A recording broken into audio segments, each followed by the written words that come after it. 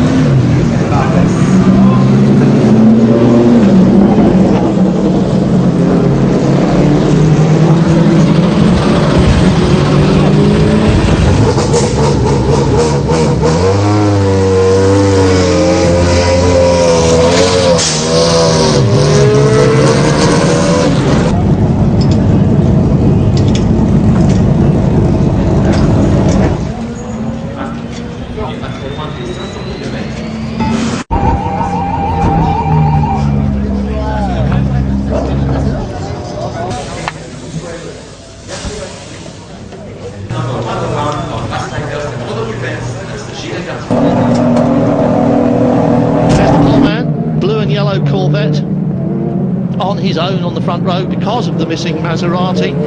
When the pace car pulls off, and there it goes, it's his job to keep the pack steady as they head towards the start-finish line. When the light goes green, the race is on. No overtaking till he crossed the line, but this is it.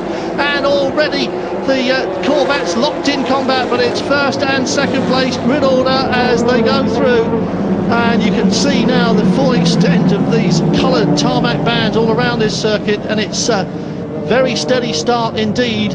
Very tricky chicane, that one. Lots of changes of elevation. It's £50,000 a weekend in maintenance. But here comes Thomas Biaggi in the middle of the Mistral, passing the GT2 cars there, and you'll get a glimpse of him in a moment. There he goes, flashing across the screen, and he's already up with the front runners in GT2. And while we're saying that, it is Andrew Piccoli who leads his teammate Tim Mullen.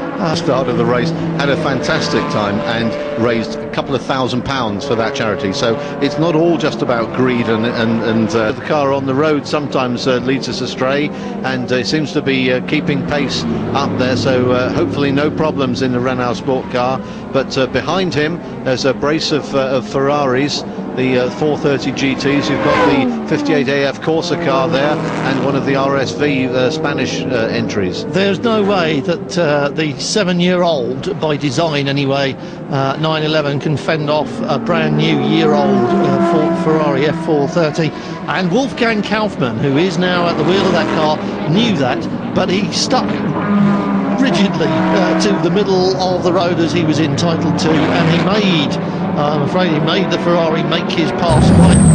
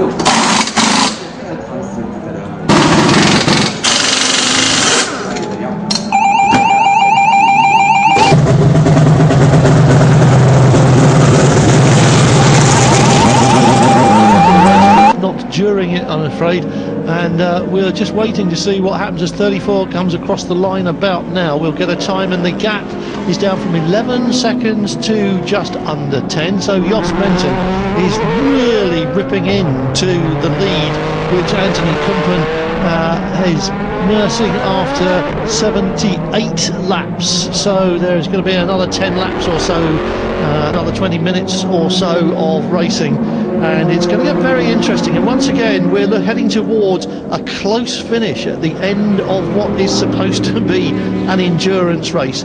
At Spa, the gap was 10 seconds after 23 hours.